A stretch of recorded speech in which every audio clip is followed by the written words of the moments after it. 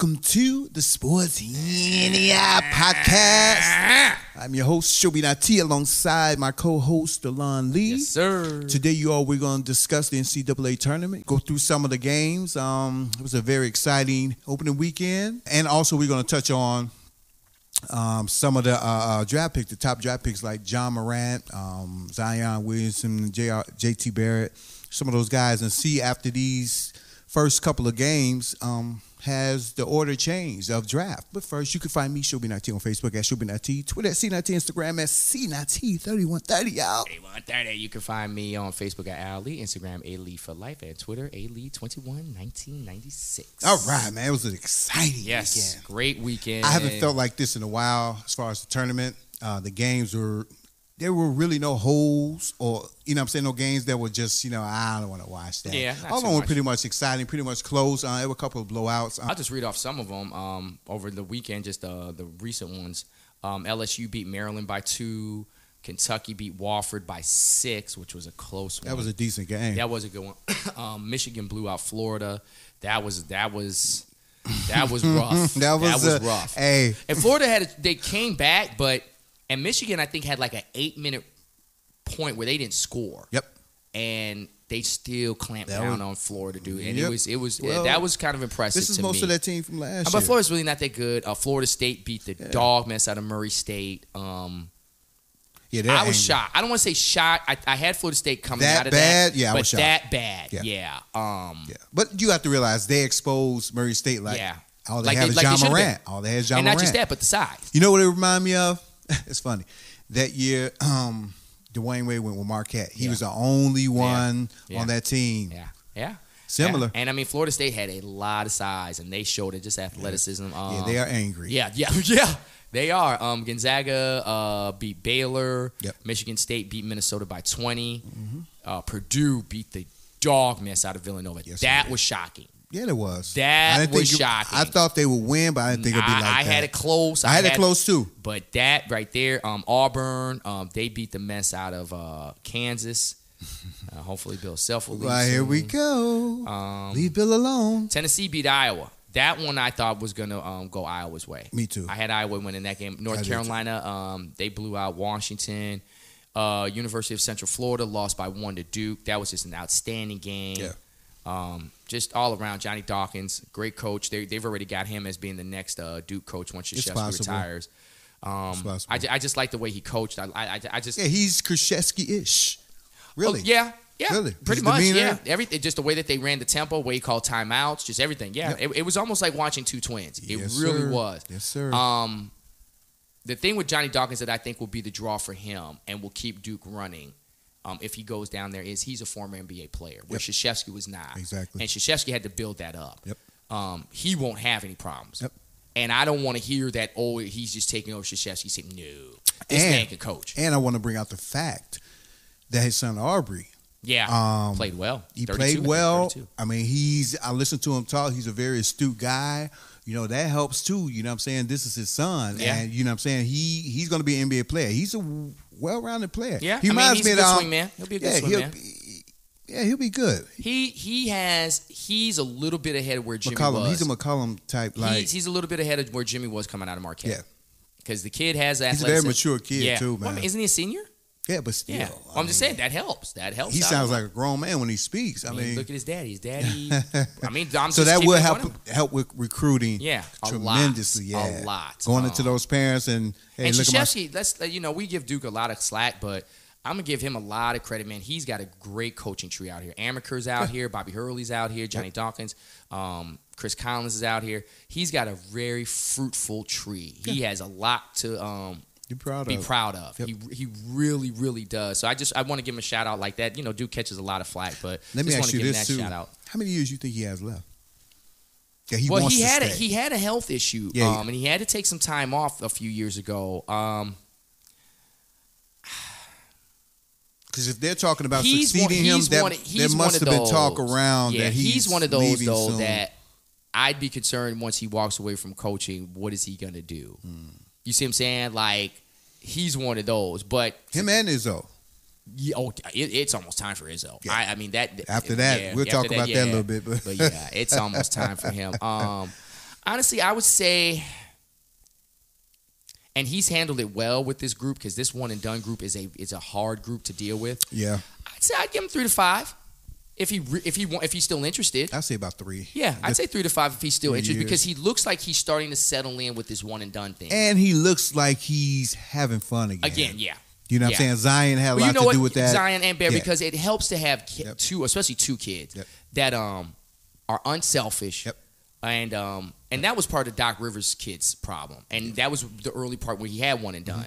Doc's son wanted to go down there and just jack shots, and that's not Krzyzewski's mentality. Right. And he had to learn, okay, I can't get the same kind of kids like Calipari, where they kind of want to run and gun a little bit. I have to get kids that fit my style. Do you think, honestly, Krzyzewski regrets recruiting Doc's son? I think he does. Yes. That's why he let him go. Yep, I think that's why he let him go because Doc's son really wasn't ready to go to the league at the time, but he was like, yeah, you can go. Yep. He was like, you can go. Yep. To him, I think he also regretted having Kyrie. To be quite frank with you, I think he regretted having that. That guy only played 4 games. Yeah, and didn't buy into the system. I've heard Kyrie speak about Krzyzewski. I didn't say that, but I'm talking about from Krzyzewski's side. I'm not talking about put like this. Even now in this climate of one and dones, he's kind of comfortable with it. Yeah. You think he regret? I think Kyrie. I'm gonna tell you something. I think Kyrie would be awesome right now for him, where his mindset is. Well, I'm gonna tell you this. You know what I'm saying? What was frustrating, at least from when I remember it, is that Kyrie got hurt. Right. And remember when Zion got hurt? I'll compare it to how Zion got hurt. See, he never had Kyrie because he was hurt. Listen to me. But it was the same situation with Zion. Right. Because when Kyrie got hurt, he was already projected to be the number 1 pick. Right. So Kyrie, like Zion, had a choice. Do I sit out a majority of the year and then just come back in the tournament, or do I try and play through it? And he chose to sit out a majority because, remember, he got hurt early in the year. And he sat out. And Krzyzewski was reluctant to want to play him in the tournament because it was a cohesiveness thing. You know, they had already gotten to that point or whatever. And I think they got bounced second round. Yeah. I think they got bounced maybe third at the most. Second or third at the most. But it was a very disappointing tournament for that crop because it was a decent class. And I think Krzyzewski regretted how that played out. What made this different was I think Zion, first of all, getting hurt later in the year helped because they got to know each other. Yeah. And then he used it as, okay, let's see what we're like without him. Mm-hmm. And so they kind never showcase Barrett and Cam Duke Reddish at the time a little more. Never got to know what it was like to play with outside Kyrie. of him. They never got to know what it was like. See, and they knew what it was like to play with Zion, and then to get the assurance, not just from Zion, but from his camp, we're going to let him play in the tournament. Don't worry about that. Just let him heal. You know, I guarantee you they gave him that assurance because there was that he should shut it down and all that. And I'm sure Coach K and all that kept it mum was like, you know, do you want to shut it down? Just let us know so that way we know what we're going to be dealing with in the tournament. And I'm sure Zion and his people came back like, no, we'll be back. I think that was a smart decision because, I mean, if he would just shut it down, there would have been a lot of questions about him wanting to play and his heart, all that type of stuff. You know what I'm saying? And him and his team, obviously he has a good team around him. They're like, you know what? It's not just about the money. Go play. And I believe, personally, that he pushed, I want to play. Oh, I absolutely. You know He's one of those kids that wants to play. With Kyrie, right? I think Kyrie was a little hesitant to play, and they told him like, yeah, if you want to be the number 1 pick, they got to see some. They got to have some on tape. Yep. They got to have some. You got to get out here in this tournament. That game spoke volumes to me for Zion because I had him in this certain category, which, you know what I'm saying, I've told you this before. When he first came out, I saw him coming out going to Duke. I saw something in him tremendously. You know, I know everybody else did too. Oh, Zion, he's great. But I really saw, I was like, something different about this kid. And he showed it throughout the tournament. He answered a few questions I've had, you know what I'm saying, as far as his development going forward into the NBA. You know what I'm saying? Yeah. Like I say, he needs to work on his handles and, you know, his post game needs to get better, but he's only 19, 20 years old. You know what I'm saying? But I saw that heart against that big 7'6" Goliath. Is he 7'6"? I thought 7'2". 7'2", I'm sorry. But he's like 7'2" Goliath. 7'8" and he's wingspan. an imposing figure. We talked about it yesterday, how when Barrett jumped in that lane and he was stuck, he's like, man, what am I going to do? Yeah. Taco was looking like, what here. you want? Come here. But Zion was like, you know what? I got to get this guy in foul trouble. Well, what it was he had to figure it out. I got to come at him. Yeah, I have to come at him. Yeah. And I'm going to put my body into him. I'm going to sacrifice and force the refs to make a call. Exactly. Yeah. That's and a couple of me, times, I give the refs a 70, 75 on the grade scale because I personally, there was a time in the game, I think, when second half, after Taco got into foul trouble, and then UCF had made a run, right, and it was tied. I personally would have preferred, and they did for a while, they had put the whistles down. Mm-hmm. And I just thought the content of the game was so extraordinary. Yeah. I was just so impressed, like you said, with Zion not backing down, Taco not backing down, Johnny Dawkins basically telling his team, look, they don't want to shoot no J outside of maybe Barrett and Zion, so let the other one shoot. Yep. Because after Zion hit a couple of them, he at that point told him, like, you can step out on him now. Yep. And they basically were like, I would continue to let him shoot. No, I wouldn't.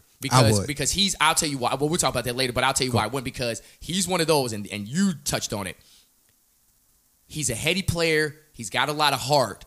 And when a guy like that starts to feel it, you have to find other ways to get him uncomfortable. And I disagree with that. I understand what you're saying, but he's primarily not a jump shot shooter. I agree. I will let him continue to be confident right outside. He wants to get to that basket. He does. You keep putting that pressure on. Well, what they did was they just weren't leaving him open. They were like, okay, just challenge. No. But come out under right. control. That's what I'm saying. I will keep letting them shoot but the first couple I'm not jumping at him. The first couple, they were just like, you can have it. Right. You say, and see, he's hitting that. Right. It's when you're at least like, okay, I'm here. Okay. He's kind of missing. No, but if you take a look at how teams are sticking him, I'm telling you, what they're doing is they're just like backing off. It's like, shoot it. And then he's like, okay, cool. And when he hits a couple of them, they're like, okay, we got to kind of. I'm staying in that mode. I hear you. Because at the end of the day, feeds off him. But I'm just telling you, I'm not trusting him to shoot threes like that. I liked what Johnny Dawkins did. I like what he did because he took it away, him and Barrett, and the other ones didn't want to shoot. Me. If that was me, coach, I'm not just going to say, I'll just go ahead. The other ones didn't want to shoot. But I'm going to create some space where, okay, you're not driving. Right. I'll give you that three. More pressure on him to shoot that I three. Agree, but what they're doing is they're saying, look, Reddish is only a jump shooter, so we stick him. Right. Barrett can only shoot really, off getting set. He's not really pulling that three off the dribble a little bit, but really more so set. So there's really only two dudes that are really coming out of here really gunning. Zion, okay, we're a little threat, but we'll just at least just kind of fake like we're coming out to him. But the rest of them, what's the light skinned one's name? His brother's in the league. Trey Jones. Jones. He don't want to shoot. No, he is scared to shoot. Yeah, he is. And the other one is a defensive player, and he hit one, but they're basically like, look, we got to pick our poison. It's going to be with you. Virginia, who I think is a very hyped number one, is still in the tournament. They beat Oklahoma. What do you think about them? I've seen them all year. I'm going to tell you. At this particular point for the last maybe 5-6 games, has it changed for you? No, anything athletic. They have a problem. They're like Wisconsin. Yes, that's a great. You know what I'm saying? That's a great comparison. The way he that's coaches, exactly how Bo Ryan. Yep. But Bo Ryan put a lot of kids in the league, true, man. And he's got to Final Fours. Yeah. And Devin Harris was a killer. Yeah, he was. And that he came out of that system, and that system has. That Wisconsin, that's a great comparison. Yep. And who are they playing? Let me take a look at who they're playing. Oh, Oregon. And Oregon's playing okay. Oregon's playing okay. Just be careful. I just think it's an easy bracket for them. I just do. I think Oregon's playing above their head. Now, if Oregon had Bobo's son, we can talk about that. Yeah, that's true. We can talk about that. And going into Thursday, we have Gonzaga going to Florida State. I have Gonzaga winning the tournament, but this is going to be their hardest game. Really? Yeah. You had them winning it? I had them winning it. Wow. I have them winning it. I got North Carolina. I'm going to tell you why I have them winning it. I saw them in the holiday tournament against Duke. Mm-hmm. And even though I think Coach K had a little iffy coaching issues going down the stretch, giving the ball a little too much to Barrett and not Zion, and I think he will adjust to that if that ever came down to it again. Uh-huh. I was really impressed with that NBA player that Gonzaga has. He's a very smooth player, 6'10". I can't remember his name, about 6'9", 6'10".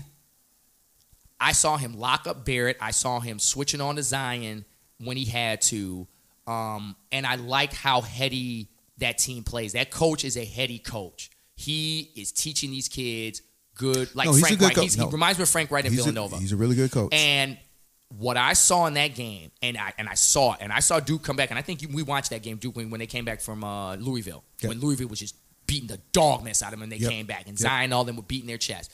Duke has that mentality of we can't be beat at this point because they've seen a lot, they've gone through a lot of situations. Especially like this Taco thing, right? They're maybe that, but I'm just saying they've been on this run for a minute.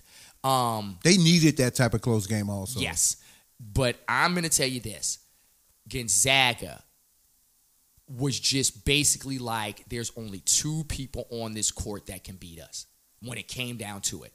And they just locked in, and they was like, Barrett and Zion.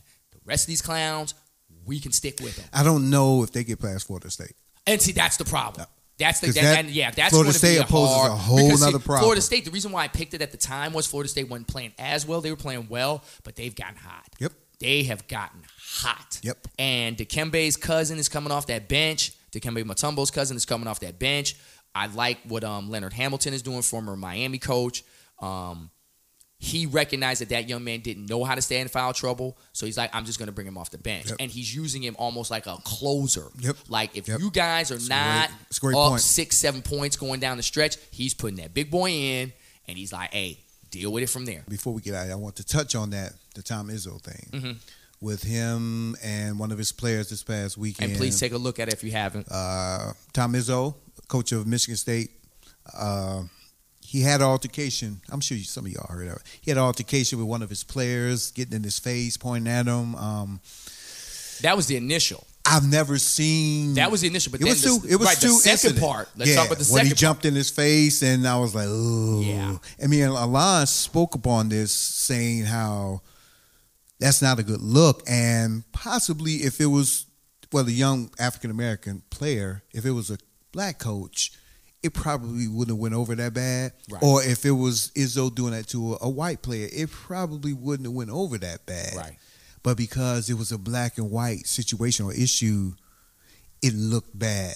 How did you see that whole situation? Because I looked at it as, I know, you know what I'm saying, from just knowing Tom Izzo over the years, you know what I'm saying, I've heard too many good stories about him being, even black players, he's like a dad to him, this and that. He always calls them his sons, and I know he's a good guy.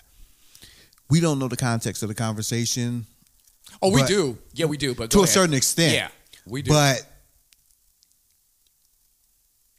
it just really looked inappropriate because it was black and white. That's what we're dealing with in this country, the black and white thing. Yeah. You know what I'm saying? How race. Well, I do.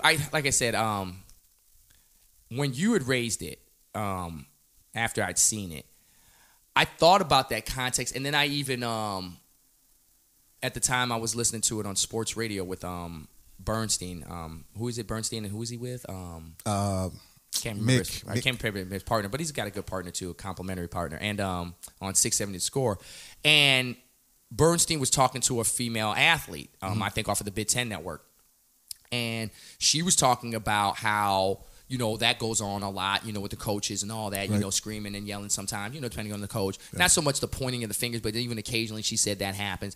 She said, and she was like, so I saw it from a different perspective, because that goes on, and it, to me it wasn't. Was that she big Caucasian? Yeah, she was white. And Dan Bernstein, to his credit, he was like, I get it. And he's like, and that, definitely could have been a coaching moment, teaching moment. We don't know. And then, the context of it was that basically the kid didn't run back. Izzo was, had been, I guess, on him about it, not just that game, but previously. Okay. That was the context of it. And Dan Bernstein was like, he's like, I get it. He was like, but... And he kind of hinted towards like, him being, it's a black, he's berating a young black player, like pointing in his face, like he's lesser than. And he didn't say black, he's like, but he's hinted at it. Right. And that was really the only show. And I watched Get Up that day. I watched really Shannon and point, Skip. huh? It was the only one that kind of hinted towards it. Right. And I wasn't shocked. Mm-hmm. Because outside of you speaking on it, we know Bernsey. I mean, but I wasn't shocked. I wasn't shocked that I didn't hear it as much. Outside of maybe you I was. Bernstein, I wasn't. You know why? Especially from Shannon. I wasn't though. Okay, and Shannon will tell you why. Because Shannon and them, they related it to what they had seen in the locker room, and they were like, other white coaches have done it. So and mind you, now I'm sure Izzo has berated other white players in practice. I'm sure. So for the kids, you see what I'm saying? For the kids. They're like, okay, this is well. We talked about normal. That. The African American kids that are under Izzo or who have played for Izzo, they were like, oh, right, that's Tom. Yeah, that's Coach Izzo. Yeah. But for outsiders looking at, and I relate it to us normal people, right? We're not in that. We don't relate, and it looks abnormal. And what we were talking about, which is the case, and the young lady had even talked about that. Now that type of coaching style may be going out of style. Oh, it is going out of style. You see what I'm saying? And so that's where Izzo and made people, to it. You see what I'm saying? But I'm saying that's where the conversation started going towards like, yeah, we get that that's how he is, but, there are better ways to teach. Yes. There are better ways. For me, when I help to coach and all that, I've got a slick mouth, a foul mouth. But I catch myself at times. I may say the word and I say, excuse me, that was foul on my part. I catch myself. Where Tom and those guys, they never had to catch themselves. Okay, let me say this, though. Tom has been coaching for 20 plus 30 years. 30 years. Easy. 30 plus years, right? Easy. 30 plus years. Easy. He's been on TV 30 plus years. Yeah. You mean to tell me he didn't catch himself after being trained in media, being in, you know what I'm saying? No. Listen to me. I get what you're saying, but I'm trained. I'm a communication major and all that. When you get in that heated moment, and like I said, I have to catch myself. I have to, and that's my personality. It's his personality. I don't think you would be like that. I think you're just different. I think everyone's different. I think Gonzaga's coach, I'm not necessarily saying he is. He looks like he's a very chill dude. I've heard Krzyzewski. You look at Krzyzewski, dude. If you look at Mike Krzyzewski, you think that's the most prim proper. No, I already know about him. No, I've heard. But you've heard. But if you look at it, right, you like, that's the nicest dude. Dude, that mouth goes in. What tree did he come from? Oh, Chi-Town. No, what tree? Oh, Bob Knight, yeah. Bob Knight, and he was in the military and all. Yeah. You ain't got to tell me. Yeah. And that's what I was just about to say. It reminded me of when Bob Knight did it. Yep. And remember when Bob Knight came up with that whip? Right? I know we all remember that, right? Personally to me, I know a lot of African Americans are like that, but personally to me, it was comical. It was hilarious. But a lot of African Americans are like, oh my God, who does he think he is, some slave ass dude? Yeah. Very inappropriate. But every black player, most of them, will swear by Bobby Knight. Yeah, they would. They will swear. They will lay. We said that. They will lay their life down. We would have no problem playing for Bobby Knight because I know what I'm getting. We know what he wants. Yes. You know what I'm Coach, saying? you want me on that floor, I'm on the floor. He wants you at your best. And you want me on that floor for that ball? Yes, sir. He wants you at your best. That's all he wants to know is you're busting your butt. Exactly. If he see you hot dogging it or no. Can't play for him. Let me tell you something. I honestly cannot remember watching like a behind the back pass or some goofy like Showtime stuff at Indiana. He hated that. From a coaching perspective, one of the things that I learned, and it was really great for me to see it, was we were playing a tournament game and we were getting shot out the gym by this team, white boy team. They were just shooting us out the gym. And I was like, we switched from zone to man to press, everything. And we lost the game. And I remember we came out the next game. And I said, hey, guys, I tried every defense we could. Woo. I was like, I want some input from you guys. Like, what do you think we should have been in? What do you think that? And, it was like 6 of them because we didn't have a sub at the time. And one sub. We had one sub. And the kids sat there, and they sat there and they looked at each other. They talked to each other, and they say, Coach, maybe we should have just gone to a 1-2-2 trap, half-court trap. And I sat there, and I thought about it because, they're comfortable in it, and they've played it before. I said, then you know what I said? I said, that's a good idea, guys. I didn't even think about that. I said, you know what? I'm going to take that L on me because I should have came to you as we were struggling and be like, what are you guys seeing out there? What do you think we should play? Mm-hmm. Instead of me being stubborn. You have to be careful with that because a lot of kids, depending on the type of kids you have, some will give you that type of information strictly off of the fact that maybe they're being lazy or. Oh no, I get it, but that's why I say you have to be careful. But I'm saying for me as a coach, no, I get it. What you're doing is great. But what I'm saying is, I get what the kids. Right, I know what you're saying. You're trying to exactly. You're just not trying to cut off their voice. Yeah, because I'm catching myself like. Yeah. I can't be the only voice. And that's a lot of burden, by the way. Well, that's why they have assistant coaches. Yes. That's the reason why. But also, like I said, you want to get these kids involved because you want them to start thinking. Yeah, exactly. Start thinking. Seeing what you're seeing. Yeah. Allow them. And, most of those. The good ones. No, this is why they have those point guards. Right. You see what I'm saying? Right. Chris Paul's and things of that nature. Nash be an extension of them on the court. Yeah. And that's what I'm saying. Like, so when I asked them and to see them, because they took it in. Yep. They took it in like, yeah, coach. And I said, you know what? I'm going to take that one on me. And that was probably refreshing for them. And let me tell you something. Like, man, listen to me. They went out in that 1-2-2, Joe, that next game. They was cooking people. Good. But it was, like you said, it was good for them because I saw them. They were like, man, coach is hearing us. And it's also good for you to not just hear your own voice. That will conclude our show for this week. I would like to thank you all for listening. Once again, you can find me, Shobi.T, on Facebook at Shobi.T, Twitter at C.T, Instagram at C.T3130. And you can find me on Facebook at Al Lee, Instagram A Lee for Life, and Twitter, what is it, Al 2120, something like that? Yeah, oh my like God. Hey, y'all, hit that like button if you like this video. Yes, please. Please subscribe to the channel. Help us grow this thing. Yes, we're here for you. See you next time. Peace.